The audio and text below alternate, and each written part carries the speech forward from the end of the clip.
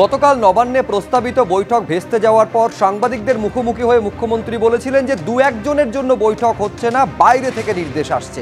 আর আজ কয়েক কদম এগিয়ে কুণাল ঘোষ একটি অডিও ক্লিপকে সামনে এনে অভিযোগ করছেন যে গতকাল ডাক্তারদের, জুনিয়র ডাক্তারদের ধর্নায় হামলার ছক কষা হয়েছিল এবং এই ছক কষার পেছনে বাম এবং অতিবাম সংগঠনের দুজনের একটি কথোপকথনকে তিনি সামনে এসেছেন এবং তিনি বলছেন পুরোটার উদ্দেশ্য হলো সরকারকে বিড়ম্বনায় ফেলা। আর এই নিয়ে উত্তাল রাজ্য রাজনীতি। এই চক্রান্তের নেপথ্যে বিরোধীদের হাত দেখছেন কুণাল। এরই পাশাপাশি আজ নজরে থাকবে সিপির পদত্যাগ চেয়ে বামেদের ফের লালবাজার অভিযান। এই চাপানুতরের মাঝেও জুনিয়র ডাক্তারদের দাবি নিয়ে আন্দোলন আজ চতুর্থ দিনে পড়ল। আমি আলোচনায় আসবো, কিন্তু শুরুতে আজকে অত্যন্ত গুরুত্বপূর্ণ কয়েকটি বিষয়।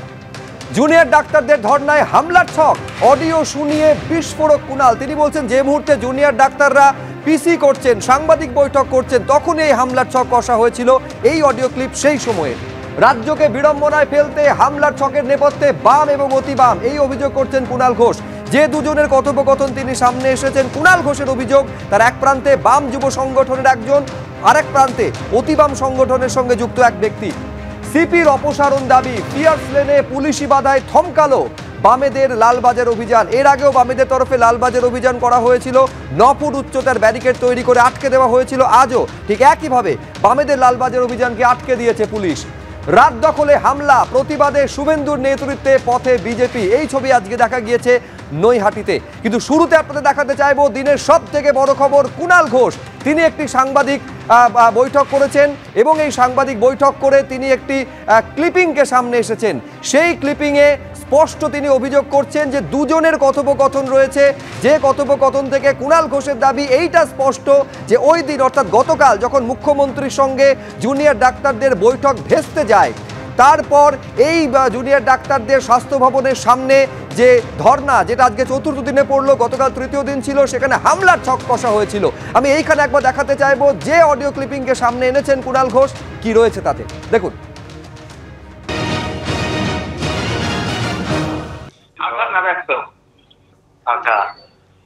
বলছি সাহেব অর্ডার করেছে, হ্যাঁ চকলেট, হ্যাঁ ওরাবার জন্য অর্ডার করলে করেছে। প্রশ্ন করছে কারা, যারা আছে আপনারা বলেছে, কিছু একটা ভেবেই তো বলেছে। বলছি আমি এত বছর এই কাজ করেছি, আমার কোনদিন ভয় ডর লাগছে, কিন্তু এখন এটা বিবেক মানে করাটা ঠিক হবে? এটা তো লোকের জীবন বাঁচে। হ্যালো, তোকে তো মানে ফাইট টু ফিনিশ করতে বলেনি, ছেলেরা মদ খেয়ে যায়, ঠিক আছে, মাছ থেকে যদি কোনো একটা বেখাত কিছু হয়ে যায়, সেটাও তো চিন্তার বিষয় না। সেটা ওকে বল যে আমার এরকম মনে হচ্ছে, কি করবো।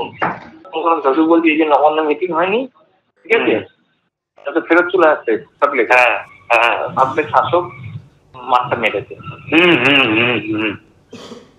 সরাসরি চলে যাব নিউজ রুমে। অতনু হালদার আমাদের প্রতিনিধি রয়েছেন। আমি বলছি নিঃসন্দেহে অতনু, আজকে যে অভিযোগ করছেন কুণাল ঘোষ এবং তার অভিযোগের সপক্ষে যে অডিও ক্লিপিংকে তিনি হাতিয়ার করছেন, সেখানে মারাত্মক অভিযোগ করছেন যে জুনিয়র ডাক্তারদের এই যে ধর্ণা আন্দোলন, সেখানে হামলার ছক কষা হচ্ছে, সরাসরি বিরোধীদের নিশানা করছেন তিনি। এইটা আমি তোমার থেকে জানতে চাইবো যে প্রশাসনের তরফে, পুলিশের তরফে এখনো পর্যন্ত কি ইনিশিয়েটিভ, কি তৎপরতা? হ্যাঁ দেখো, একবারই তোমাকে যেটা প্রথমেই বলবো যে তৃণমূল কংগ্রেসের মুখপাত্র কুণাল ঘোষ তিনি অডিওর সোর্স নির্দিষ্টভাবে ডিসক্লোজ করেননি, কিন্তু তিনি যেটা বলেছেন যে যাদের মধ্যে এই কথোপকথন হয়েছে সেই শিবিরের মধ্যে থেকেই তার কাছে, তার হাতে এই অডিও ক্লিপ এসে পৌঁছেছে।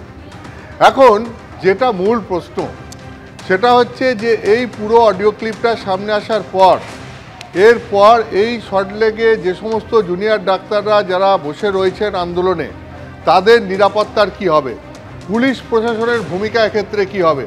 যেহেতু গোটা বিষয়টা প্রকাশ্যে চলে এসছে যে এইরকম একটা অডিও ক্লিপ ভাইরালের মধ্যে দিয়ে যদি সত্যিই কোনো চক্রান্ত হয়ে থাকে এবং যারা এই চক্রান্ত করছে তাদের সম্পর্কে যদি কোনো আভাস পাওয়া থাকে, আভাস এখনও পর্যন্ত পাওয়া যায়, তাহলে দুটো জিনিস, এক হচ্ছে পুলিশ প্রশাসনের স্বতঃপ্রণোদিত হিসাবে মামলা শুরু করা উচিত, আর না হলে পরে কুণাল ঘোষেরও পুলিশ প্রশাসনে অভিযোগ জানানো উচিত, বা তৃণমূল কংগ্রেসের তরফ থেকে প্রশাসনের কাছে অভিযোগ জানানো উচিত এবং তার ভিত্তিতে একটা মামলা শুরু হওয়া উচিত। আর যেহেতু গোটা বিষয়টা এই মুহূর্তে পাবলিক প্ল্যাটফর্মে চলে এসছে, সেহেতু পুলিশ প্রশাসন স্বতঃপ্রণোদিতভাবে মামলা শুরু করেও এই ঘটনার তদন্ত করতে পারে যে কারা এই ষড়যন্ত্র করছে এবং এই ষড়যন্ত্রের ফলে কাদের লাভ হবে, কারা এর নেপথ্যে রয়েছে। এরকম অডিওয় বহু কথা শোনা যাচ্ছে। অর্থাৎ এই কথোপকথন কাদের মধ্যে হচ্ছে, এই চক্রান্তে কারা কারা সামিল রয়েছে, এদের প্রত্যেককে পুলিশের উচিত খুঁজে বের করে এদেরকে গ্রেপ্তার করা। এটাই হচ্ছে পুলিশ প্রশাসনের প্রাথমিক কর্তব্য বলে অভিজ্ঞ পুলিশ অফিসাররা আর সিনিয়র পুলিশ অফিসাররা বলছেন যে এটা স্বতঃপ্রণোদিত মামলা শুরু করে কেউ যদি অভিযোগ নাও করে, পুলিশ প্রশাসনের এখনই তদন্তে নেমে এই কথোপকথন কাদের মধ্যে হচ্ছে, এই অডিও সত্যতা খতিয়ে দেখে এই কথোপকথন কাদের মধ্যে হচ্ছে তাদেরকে গ্রেপ্তার করা উচিত এবং তাদেরকে গ্রেপ্তার করে তাদের নেপথ্যে কারা রয়েছে, এই ষড়যন্ত্রের নেপথ্যে কারা রয়েছে তাদেরকেও গ্রেপ্তার করা উচিত। তবে সবার আগে দেখে নিতে হবে যে এই অডিওর সত্যতা কতটা রয়েছে। একই সঙ্গে যেটাও আর একটা যে দায়িত্বের কথা অনেকে স্মরণ করিয়ে দিচ্ছেন পুলিশ প্রশাসনকে এই মুহূর্তে পালন করা উচিত, সেটা হচ্ছে সল্টলেকে যে সমস্ত জুনিয়র ডাক্তাররা অবস্থানে বসে রয়েছেন তাদের নিরাপত্তা সুনিশ্চিত করতে হবে। যদি এই রকম একটা চক্রান্ত হয়ে থাকে, যেহেতু এইরকম একটা অডিওর মাধ্যমে সামনে আসছে যে একটা ষড়যন্ত্র হয়েছে, ফলে এই ষড়যন্ত্র যারা করছে তারা যাতে এটা এক্সিকিউট করতে না পারে, সেই জন্য যে সমস্ত জুনিয়র চিকিৎসকরা আন্দোলনে বসেছেন তাদেরকে সল্টলেকে তাদের নিরাপত্তা সুনিশ্চিত করার জন্য পুলিশ প্রশাসনের ব্যবস্থা নেওয়া উচিত, যাতে এই ধরনের অপ্রীতিকর ঘটনা বা এইরকম হামলার কোনো ঘটনা কেউ পরিকল্পনা করে ঘটাতে না পারে।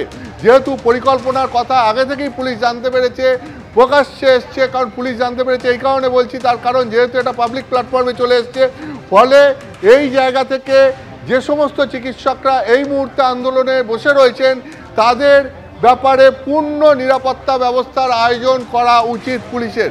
ফলে এই আমি তোমাকে সুপ্রজিৎ আবার বলছি, পুলিশ প্রশাসনের এখন দুটি কর্তব্য, যেটা অভিজ্ঞ অফিসাররা বলছেন।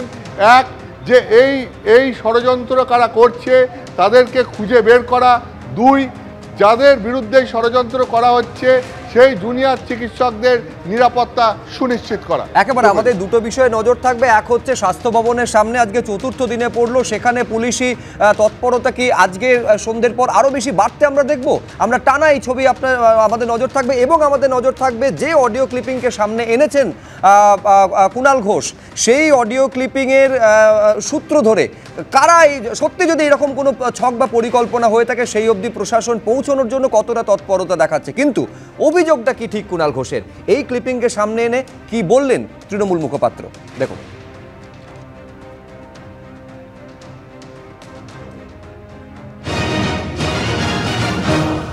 যে জুনিয়র ডক্টরদের ওপর কাল রাত থেকেই একটা হামলার চক্রান্ত চলছে, যাতে পরিস্থিতিটা আরো জটিল করে দেয়া যায়, যাতে মাননীয় মুখ্যমন্ত্রী, পশ্চিমবঙ্গ সরকার এবং তৃণমূল কংগ্রেসের উপর দায় চাপিয়ে দিয়ে শকুনের রাজনীতি করা যায়। বলছে কলকাতার ছেলে আনবেন না, বাইরে থেকে ছেলে আনো। একজন বলছে এসব কাজ অনেক করেছি, এবার একটু বিবেকে লাগছে, ওরা তো আমাদের জীবন বাঁচায়, ওদের মারবো। একজন বলছে মাথা ফাটানো অবধি যেতে পারে, ফাইট টু ফিনিশ নয়। একজন বলছেন মদ খেয়ে মারবে, কি করে বসবে কি বুঝবো। যে এত বড় একটা ভয়ঙ্কর প্লট, আমরা এটা সকলকে সতর্ক থাকার, সচেতন থাকার অনুরোধ জানাচ্ছি। পুলিশ নিশ্চয়ই এর যথাযথ তদন্ত শুরু করে দিয়েছে এবং আমাদের অনুরোধ থাকবে এই গোটা জায়গাটায় কোনো বহিরাগত কোনোভাবে যেন ওখানে না ঢুকতে পারে। খাবারের সঙ্গে কে কি দেবে তার দায় কে নেবে? ওখানে এক একটা রাজনৈতিক দলের কেউ কেউ গিয়ে নানা রকম সব জিনিস দিচ্ছেন, কে সেগুলো পরীক্ষা নিরীক্ষা করবে? যা হবে তো এখন সরকারের দায়। বিজেপির আরএসএসের লোকজন, বিজেপির যুবর জেলা সভাপতি সদল বলে ওই ভিড়ের মধ্যে ঢুকে থাকছেন, নকশালপন্থী নেতা সেখানে গিয়ে বসে আছেন, যে সমস্ত বিভিন্ন পরিচয়, রাজনৈতিক পরিচয়ের লোকজন নানা স্বার্থে এবং যারা উগ্রভাবে স্ট্যাম্পড তৃণমূল বিরোধী অন্য রাজনৈতিক দল করেন, কেউ সিপিএম করেন, কেউ করেন, তারা জুনিয়র ডাক্তারদের বন্ধু সেজে নানা রকম মানে প্ররোচনা দিচ্ছেন যাতে এগুলো চলতে থাকে। আমি শুরুতেই ডক্টর ভিয়াস নাগ মুখার্জি মুখোপাধ্যায় আমাদের সঙ্গে রয়েছেন। আমি ডক্টর মুখার্জি, এই যে আপনাদের আন্দোলন সেটা তো আজকে প্রথম শুরু হয়েছে এমনটা নয়, 34-35 দিন ধরে চলছে। এই রকম অভিযোগ এর আগে কখনো আসেনি, কিন্তু এটা মারাত্মক সিকিউরিটির প্রশ্নে। গতকাল একেবারে বৈঠক ব্যর্থ হওয়ার পর, প্রস্তাবিত বৈঠক না হওয়ার পরে মুখ্যমন্ত্রী একটা অভিযোগ করেছিলেন যে 2-1 জন চাইছেন না এই বৈঠকটা হোক, বাইরে থেকে নির্দেশ আসছে। অভিযোগকে আপনারা প্রথম সেদিন সরাসরি খারিজ করে দিয়েছিলেন, কিন্তু আজকে কুণাল ঘোষ একেবারে তার বক্তব্যের সপক্ষে এই অডিও ক্লিপিংকে সামনে এনে বলছেন যে আপনাদের এই যে ধর্ণা আন্দোলন যেটা স্বাস্থ্য ভবনের সামনে চলছে, বাইরে থেকে হামলার পরিকল্পনা হয়েছে। তো মারাত্মক।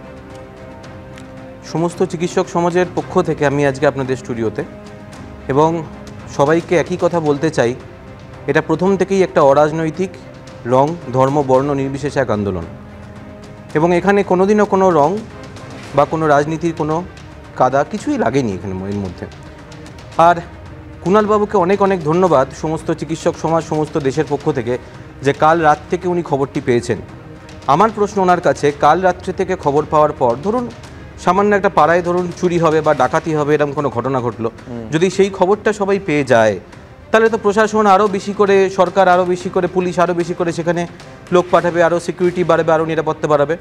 কিন্তু গত 3 দিনও যা ছিল, আজকে সকালে আমরা সেই নিরাপত্তাই দেখেছি। আমরা আশা করব 14 তারিখ ঘটনা আমাদের সবাই মনে আছে, 14 তারিখ রাতের ঘটনা, সেই ঘটনাকে মনে রেখে আরও বেশি করে এই অডিও ক্লিপ ভাইরাল হওয়ার পর সবাই আরও বেশি করে সচেষ্ট হবে, প্রশাসন আরও বেশি করে সচেষ্ট হবে। কারণ এই আন্দোলন তো অরাজনৈতিক, আর যারা আসছে আমাদের আন্দোলনের মঞ্চে, তারা সবাই এক নতুন গণ অভ্যুত্থান, নতুন নবজাগরণের জন্য সেই বার্তা নিয়ে আসছে। ফলে তিলোত্তমার বিচার চেয়ে আমাদের যে এই আন্দোলনকে আমরা যেমন এগিয়ে নিয়ে যাচ্ছিলাম তেমন এগিয়ে নিয়ে যাব। তাই সিকিউরিটি, নিরাপত্তা আমরা হয়তো কুণালবাবুকে দায়িত্ব দেব, প্রশাসনের হাতেই ছেড়ে দিই। কিন্তু আমি এইখানে একবার অর্চনাদির কাছে আসতে চাইব। সরাসরি কিন্তু একটা অরাজনৈতিক মঞ্চ, সেটাকে ব্যবহার করে বিরোধী রাজনৈতিক দল, নামও তিনি করেছেন কুণাল ঘোষ, তারা রাজনৈতিক ফায়দা নেওয়ার চেষ্টা করছে বলে অভিযোগ। একেবারে রাজ্য সরকার, শাসক দলকে বিড়ম্বনায় ফেলার চেষ্টা করা হচ্ছে। কুণাল ঘোষের এত একটার পর একটা গত 6 মাসে আমরা দেখেছি ভিডিও আসছে, সন্দেশখালির কত ভিডিও এলো, আলটিমেটলি কিছুই না। এগুলো যে তৈরি করা নয় সেটা আগে প্রমাণ করতে হবে কুণাল ঘোষকে। পুলিশ প্রশাসনকে জানাতে হবে কোন নাম্বারগুলো থেকে এই ফোনটা এসছে, এবং সেই নাম্বারগুলো থেকে ফোন ট্র্যাক করে লোকেশন, তাদের কারা কথা, কাদের ভয়েস, এবং তারপরে পুলিশ তার এগেনস্টে, সাইবার ক্রাইম পুলিশ, তারা মানে সোশ্যাল মিডিয়া পোস্ট করলে ধরে ধরে নিয়ে অ্যারেস্ট করে 14 দিন 16 দিন। একটা ব্রেস্টফিড মাদারকে, 3 মাসের বাচ্চা, তাকে 18 দিন খালি সোশ্যাল মিডিয়া পোস্টের জন্য এবার নিয়ে চলে গেছে। সেই পুলিশ কি করছে? এগুলো ধরতে পারছে না।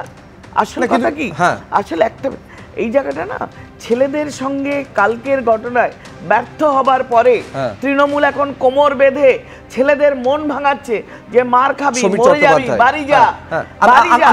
আর সিকিউরিটি কি বাড়িয়েছে?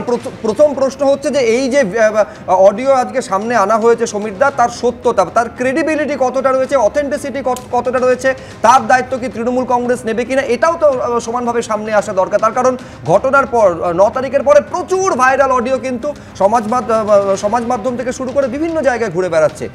এইটা তো সার্টিফাই করতে হবে। দেখুন ভাই শুভ্র, একটা কথা বলি, বিজেপির প্রথম এই আন্দোলনের এই ঘটনার পর থেকে বিজেপির একটাই দাবি, দফা 1, দাবি 1, মমতা বন্দ্যোপাধ্যায়ের পদত্যাগ। এই যে একটা বিচারাধীন বিষয়, যেখানে সিবিআই থেকে সুপ্রিম কোর্টের মনিটরিং এ হচ্ছে, যেখানে এখনো পর্যন্ত রায় পেন্ডিং, যেখানে এখনো স্ট্যাটাস রিপোর্ট 17 তারিখে সুপ্রিম কোর্ট দেবে, যেখানে চালানের একটা গল্প এসছে, সেখানে একটা তদন্তের বিষয়কে সামনে এনে একবারে টার্গেট করে নেওয়া হয়েছে দাবি 1, দফা 1, মুখ্যমন্ত্রী পদত্যাগ।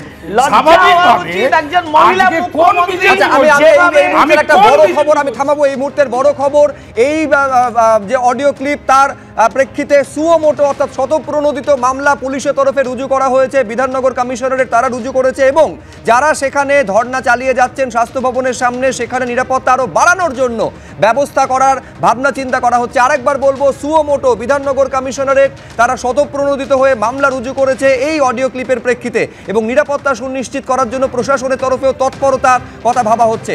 আমি আরেকবার আপনাদের বলবো যে একেবারে প্রশাসনের তরফে পদক্ষেপ করা হচ্ছে, সুও মোটো মামলা অর্থাৎ এফআইআর দায়ের করা হচ্ছে বিধাননগর কমিশনারেটের তরফে। ষড়যন্ত্রের যে অডিও ক্লিপ সামনে এনেছেন কুণাল ঘোষ, তার প্রেক্ষিতে কাদের মধ্যে কথোপকথন তা জানার জন্য এফআইআর রুজু করছে পুলিশ স্বাস্থ্য ভবনে, অর্থাৎ ঠিক যে জায়গায় স্বাস্থ্য ভবনের গেটের সামনে যে প্রায় আজকে চতুর্থ দিন হলো জুনিয়র চিকিৎসকেরা তারা আন্দোলনে বসে রয়েছেন, সেখানকার নিরাপত্তা বাড়ানোরও ব্যবস্থা করা হচ্ছে। ময়ূখ ঠাকুর চক্রবর্তী আমাদের প্রতিনিধি আরো বিস্তারিত বলবেন এই নিয়ে। ময়ূখ, দেখো, আজকে তৃণমূল মুখপাত্র কুণাল ঘোষ সাংবাদিক বৈঠক করে একটা অডিও ক্লিপ সামনে এনেছেন এবং তাতে কয়েকজনের অডিও সামনে এসেছে এবং গোটা ঘটনার পর চাঞ্চল্য ছড়িয়েছে। বিধাননগর কমিশনারেটের তরফ থেকে এই অডিও ক্লিপের বিষয়ে যেটা বলা হচ্ছে যে এই অডিও ক্লিপের সামনে আসার ঘটনায় পুলিশ আধিকারিকরা স্বতঃপ্রণোদিতভাবে একটা এফআইআর রুজু করছেন। বিধাননগর কমিশনারেটের তরফ থেকে সুও মোটো এফআইআর করা হচ্ছে এবং এই এফআইআর অজ্ঞাত পরিচয় ব্যক্তিদের বিরুদ্ধে করা হচ্ছে। যেহেতু ওই অডিও যাদের তারা এখনো আইডেন্টিফাইড নন, ঠিক সেই কারণেই অজ্ঞাত পরিচয় ব্যক্তিদের বিরুদ্ধে করা হচ্ছে। বিধাননগর কমিশনারেটের তরফ থেকে ইতিমধ্যেই আইডেন্টিফাই করার প্রক্রিয়া পুলিশ আধিকারিকরা শুরু করছেন, যে এটা কাদের মধ্যের অডিও সেটা তারা আইডেন্টিফাই করার চেষ্টা করছেন। এবং তার পাশাপাশি শুভ্র, এটাও তোমায় জানাই যে ওখানে বাইরের লোকের ঢুকে যাওয়া এবং আরো বেশ কিছু অভিযোগ সামনে আসে। এই ঘটনার প্রেক্ষিতে বিধাননগর কমিশনারেটের তরফ থেকে যেটা বলা হচ্ছে যে ওই ঘটনাস্থল, ওই জায়গা যেখানে ডাক্তাররা প্রতিবাদ জানাচ্ছেন, সেখানে কমিশনারেটের তরফ থেকে সিসিটিভি ক্যামেরার সংখ্যা সেটা বাড়ানো হচ্ছে, প্রচুর সংখ্যায় সিসিটিভি ক্যামেরা লাগানো হচ্ছে এবং সিনিয়র অফিসারদের ডেপ্লয়মেন্ট ওখানে বাড়ানো হচ্ছে। আন্দোলনরত চিকিৎসকদের সঙ্গেও পুলিশ আধিকারিকরা সংশ্লিষ্ট বিষয়ে ইতিমধ্যেই কথা বলেছেন বলে কমিশনারেটের দাবি। বেশ ময়ূক, আপাতত তোমাকে ধন্যবাদ। অর্থাৎ প্রশাসনের তরফে তৎপরতা এইটা সামনে আসার পর কিন্তু এইবার অন্তত দেখা যাচ্ছে।